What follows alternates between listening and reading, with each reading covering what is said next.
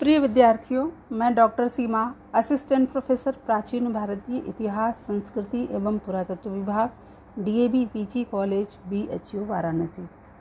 मैं आज आप लोगों के साथ मौर्यकालीन अर्थव्यवस्था विषय पर चर्चा करूंगी।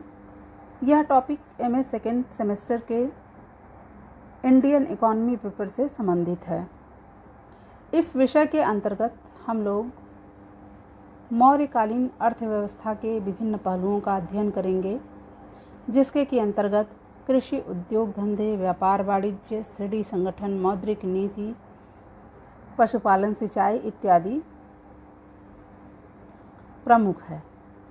इन सभी ने मिलकर मौर्य काल में एक उन्नतिशील अर्थव्यवस्था का स्वरूप ग्रहण किया, जिसने कि एक विशाल साम्राज्य के निर्माण और संचालन में महत्वपूर्ण भूमिका अदा की।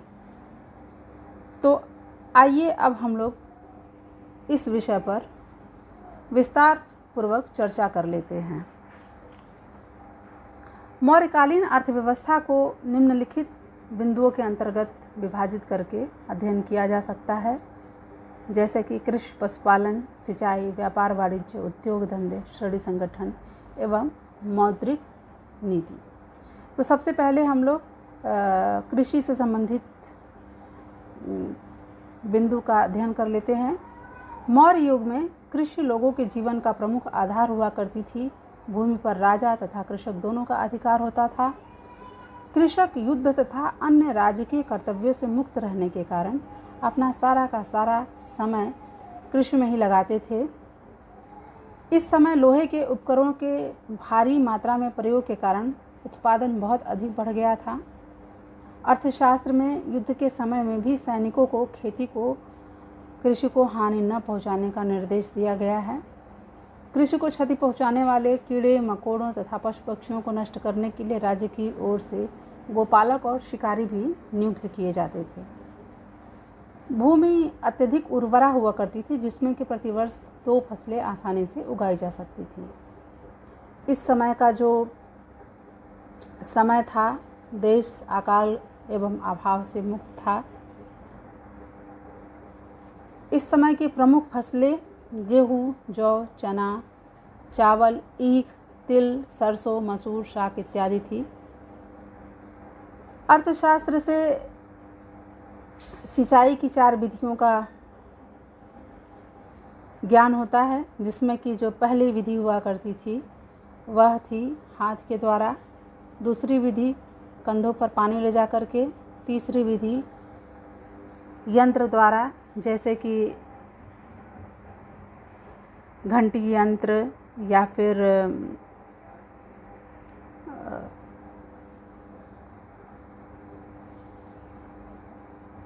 चौथी जो विधि थी वह थी नदियों और तालाबों से पानी निकालकर। रुद्रदामन के जूनागढ़ अभिलेख से भी ज्ञात होता है कि सिंचाई की सुविधा के लिए चंद्रगुप्त मौर्य ने सौराष्ट्र प्रांत में सुदर्शन झील का निर्माण करवाया था। इस झील के निर्माण का कार्य चंद्रगुप्त के राज्यपाल पुष्यगुप्त वैश्य ने प्रारंभ करवाया था तथा अशोक के राज्यपाल तुषास्म ने इसे पूरा करवाया था। यदि हम लोग पशुपालन की बात करें तो पशुपालन के अंतर्गत भेड़, बकरी, भैंस, गधे, ऊंट, सूअर, कुत्ते इत्यादि प्रमुख रूप से इस समय पाले जाते थे। इन पशुओं के चरागाह की व्यवस्था भी राज्य की ओर से की गई थी। इस प्रकार से मौर्यकालीन जो कृषि, पशुपालन, सिंचाई व्यवस्था थी वो उन्नति कोटि की व्यवस्था हुआ करती थी। अब हम लोग अगले पॉइंट पे बात कर लेते हैं, व्यापार वाणिज्य। तो मौर्य काल में जो व्यापार वाणिज्य की अत्यंत उन्नत तरीके से विकास हुआ, उन्नति हुई। मौर्य सम्राटों ने सड़कों के निर्माण तथा एकात्मक शासन व्यवस्था की स्थापना करके भारतीय उपमहाद्वीप में व्यापार को प्रोत्साहन प्रदान किया। बाह्य और आंतरिक व्यापार दोनों प्रकार के ही जो व्यापार थे वो प्रगति पर थे। इससे जो भारत का जो व्यापार था, बाह्य व्यापार था, वह सीरिया, मिस्र तथा अन्य पश्चिमी देशों के साथ हुआ करता था। यह व्यापार जो वैदेशिक या बाह्य व्यापार हुआ करता था वह भारत के भृगु कक्ष तथा पूर्वी भारत में ताम्रलिप्ति के बंदरगाहों से किया जाता था। एरियन हमें बताता है कि जो भारतीय व्यापारी थे वे मुक्ता बेचने के लिए, मुक्ता अर्थात मोती बेचने के लिए यूनान के बाज़ारों में जाया करते थे। व्यापारिक जहाज़ों का निर्माण इस काल का एक बहुत बड़ा प्रमुख उद्योग हुआ करता था। यह राज्य के नियंत्रण में होता था, जो कि व्यापारियों को जहाज़ किराए पर दिया करता था। अर्थशास्त्र में विदेशी सार्थवाहों अर्थात व्यापारिक जो काफिले हुआ करते थे उनका भी उल्लेख मिलता है। देश का आंतरिक व्यापार भी प्रगति पर था। इस समय देश के अंदर अनेक व्यापारिक मार्ग थे, जैसे कि एक मार्ग बंगाल के समुद्र तट पर स्थित ताम्रलिप्ति बंदरगाह से पश्चिमोत्तर भारत के पुष्कलावती तक जाता था। यह मार्ग उत्तरापथ कहलाता था। इस मार्ग पर चंपा, पाटलिपुत्र, वैशाली, राजगृह, गया, काशी, प्रयाग, कौशाम्बी, कान्यकुब्ज, हस्तिनापुर, साकल एवं तक्षशिला जैसे प्रमुख नगर स्थित हुआ करते थे। जो दूसरा मार्ग था वह पश्चिम में पाटल से पूर्व में कौशाम्बी के समीप उत्तरापथ के मार्ग में मिल जाया करता था। तीसरा मार्ग दक्षिण में प्रतिष्ठान से उत्तर में श्रावस्ती तक जाता था, जिस पर कि महिष्मती, उज्जैन, विदिशा इत्यादि नगर स्थित थे।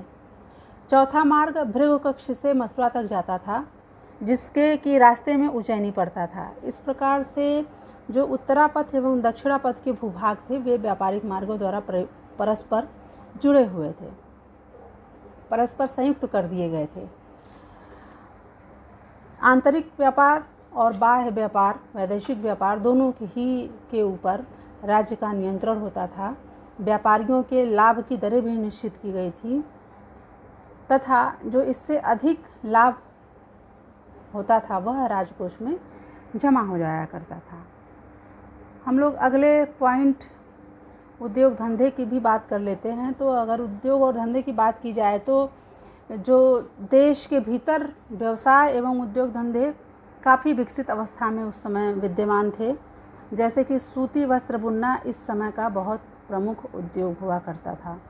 अर्थशास्त्र के अनुसार कलिंग, काशी, बंग, वत्स तथा महिष में सर्वोत्कृष्ट प्रकार के वस्त्र बनाए जाते थे।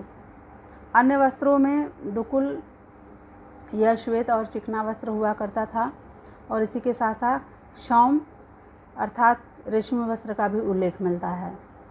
इस समय चर्म उद्योग भी उन्नतशील अवस्था में था। एरियन ने भारतीयों द्वारा श्वेत रंग के श्वेत चमड़े के जूते पहनने जाने का उल्लेख करता है, जो कि काफ़ी देखने में सुंदर हुआ करते थे। इस प्रकार से प्रतीत होता है कि जो चर्म उद्योग था वो काफ़ी उन्नति पर था। बढ़ईगिरी भी इस समय का एक बहुत ही प्रमुख और उद्योग हुआ करता था। इसके जो उदाहरण हमें मिलते हैं बढ़ईगिरी उद्योग के यानी कि काष्ठ उद्योग के, वे कुम्हराहार की खुदाई में 7 बड़े एवं आश्चर्यजनक ढंग से जो लकड़ी के निर्मित 7 चबूतरे प्राप्त हुए हैं, जिनसे काष्ठ शिल्प के पर्याप्त विकसित होने का प्रमाण मिलता है। इसके अतिरिक्त काष्ठ उद्योग के अतिरिक्त धातुकारी का भी उद्योग उन्नत पर था। लोग धातुओं को गलाने और शुद्ध करने की कला से भी परिचित थे। पाषाण उद्योग भी अच्छी अवस्था में था। इस समय एकाश्मक स्तंभ तराशने की कला उत्कृष्टता का उदाहरण है। अशोक के जो एकाश्मक स्तंभ हैं पूरे देश में, अफ़गानिस्तान से लेकर के दक्षिण भारत, कर्नाटक तक जिनकी की उपस्थिति मिलती है। वहीं पर हाथी दांत से भी सुंदर और आकर्षक उपकरण तैयार किए जाते थे। इस युग के जो विभिन्न खनिज पदार्थों की बहुतायत उपलब्धता थी। अर्थशास्त्र में समुद्री तथा भूमिगत दोनों ही प्रकार के खानों का उल्लेख मिलता है। अर्थशास्त्र से ज्ञात होता है कि राजा की अनुमति के बिना खान से निकाली गई धातुओं तथा उनसे तैयार होने वाली वस्तुओं को खरीदने तथा बेचने वाले दोनों पर ही 600 पर्ण अर्थदंड लगाया जाता था।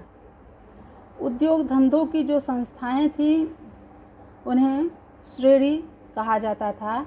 अनेक जो उद्योगों की संस्थाएं थी उनको मिलाकर के श्रेणी संगठन बनता था। इस प्रकार से जो बौद्ध जातक ग्रंथ हैं उनमें 18 प्रकार की श्रेणियों का उल्लेख मिलता है। जैसे कि उदाहरण के रूप से जो प्रमुख श्रेणियाँ थीं, काष्ठकारों की श्रेणी, लुहारों की श्रेणी, चर्मकारों की श्रेणी, चित्रकारों की श्रेणी, कुंभकारों की श्रेणी इत्यादि। श्रेणियों के अपने न्यायालय होते थे जिनका कि प्रधान महाश्रेष्ठी कहा जाता था। राज्य की ओर से विविध प्रकार के वस्तुओं को बनाने के लिए औद्योगिक केंद्र भी स्थापित किए गए थे। शिल्पकारों की सुरक्षा की भी समुचित व्यवस्था उस समय मिलती है। अर्थशास्त्र में उल्लेख मिलता है कि शिल्पी के हाथ अथवा आंख को क्षति पहुंचाने वाले को मृत्युदंड तक दिया जाता था। श्रेणी संगठन के पश्चात हम लोग कुछ मौर्यकालीन मौद्रिक नीति को भी देख लेते हैं। मौर्य युग तक आते आते व्यापार वाणिज्य में नियमित सिक्कों का प्रचलन आरंभ हो चुका था। सिक्के सोने, चांदी और तांबे के बने होते थे। सोने के सिक्कों को निष्क तथा सुवर्ण कहा जाता था। चांदी के सिक्कों को कारशापड़ या धरड़ कहा जाता था। तांबे के सिक्के माशक कहलाते थे और जो अत्यंत छोटे छोटे तांबे के सिक्के होते थे उन्हें कांकड़ी कहा जाता था। ये सिक्के शासकों, सौदागरों, निगमों द्वारा प्रचलित किए जाते थे। उत्तर प्रदेश तथा बिहार में बड़ी संख्या में चांदी के यहाँ सिक्कों की प्राप्ति हुई है, जो कि अधिकांशतः मौर्यकाल के ही हैं। अर्थशास्त्र में एक राजकीय टकसाल का भी उल्लेख मिलता है, जिसका कि अधीक्षक लक्षणाध्यक्ष नामक अधिकारी हुआ करता था। वहीं पर मुद्राओं का जो परीक्षण करने वाला अधिकारी था उसे रूपदर्शक कहा जाता था। मौर्य काल में जनगणना विभाग का भी उल्लेख मेगस्थनीज और कौटिल्य दोनों ही करते हैं। इस विभाग में मनुष्यों के साथ ही साथ उनके व्यवसाय, चरित्र, आय, व्यय इत्यादि का पूरा ब्यौरा सुरक्षित रखा जाता था। मौर्य काल में साहूकारों के शोषण से बचाने के लिए निर्धनों को उधार दिए जाने वाले धन पर ब्याज की दरें सुनिश्चित की गई थी। इन नियमों का पालन न करने वालों को कठोर दंड दिया जाता था। जनता को अकाल, बाढ़, अग्नि जैसी दैवीय आपदाओं से बचाने के लिए भी राज्य की ओर से व्यापक प्रबंध किए गए थे। इस प्रकार से कहा जा सकता है कि मौर्य युग में एक कल्याणकारी राज्य की अवधारणा को चरितार्थ किया गया था। धन्यवाद।